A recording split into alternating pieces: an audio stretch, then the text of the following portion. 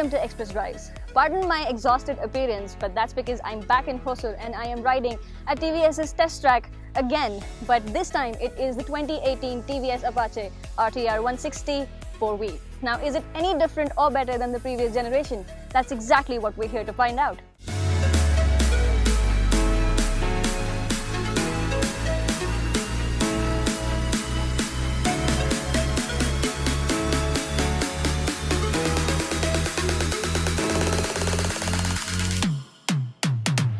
The older version of the RTR 160 was in itself considered a sporty motorcycle. But now with the 2018 version of it though, the RTR 160 has moved a step ahead. TVS say that this machine has been built as a race machine. It's not just a sport motorcycle, is what they say. A race machine built to get to the extreme limits of racing. And to go with that racy personality is the new design. Now, many of you must have noticed already that the new RTR 160 takes to its elder sibling, the RTR 204V, in terms of design and styling. The fuel tank, the exhaust, which is a shotgun-styled exhaust, the two of them have been designed similarly to the one on the RTR 200. Now, the overall package, especially with that little fairing at the end and a sharp design at the tail end of it as well, the overall package is a much more substantial-looking motorcycle. And it definitely is a lot more powerful to look at now. The biggest change, however, still is the engine. It still is a 159.7cc single pot, but now comes with 4 valves instead of 2.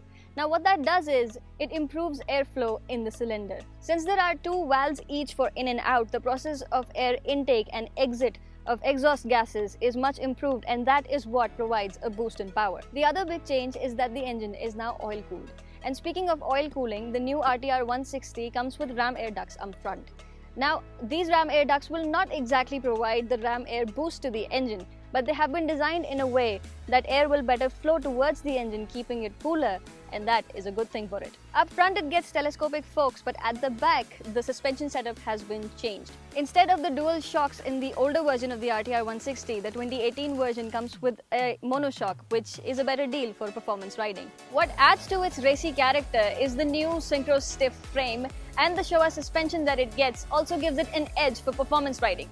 While we've ridden it today on the test track, so it's smooth tarmac and smooth corners, so how it performs, how the new suspension setup performs in the real world will be something that we'll see when the bike comes to us to ride in the real world. So let's talk about the electronic bits on board. The headlamp unit gets a halogen bulb with LED position lamps, which are also the AHO. The tail lamp is LED. The digital instrument cluster is quite informative, in fact. So you get 2 trip meters and a lap timer, a high-speed mode which records your top speed, and it also records your best time. Well, including all these things combined with the Showa suspension and the new frame, overall package is quite a very sporty machine that inclines towards, race tracks. It wants to be on race tracks, but it's also something that is very much usable in the real world. So there are 3 variants that you can choose from for the new RTR 160. One with a carbureted engine with 1 disc, the other is a carbureted engine with dual disc, and the third is an FI version of the engine with dual discs as well. In terms of performance, the carbureted engine did perform quite a lot better. If you are also looking for fuel efficiency, you'd probably be going forward with the FI, which is also much safer since you get 2 discs. But then even in a carbureted version, you can opt for 2 discs as well. As I also said earlier during the NTalk test ride, that public roads are no place for racing.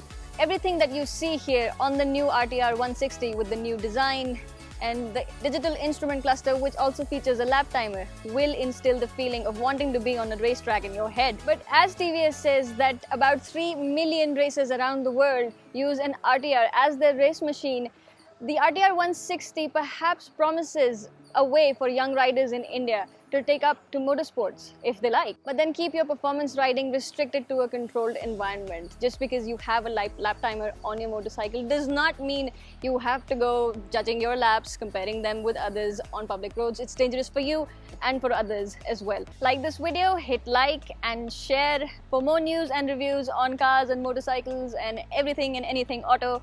Subscribe to our YouTube channel, Express Drives. Thank you very much for watching.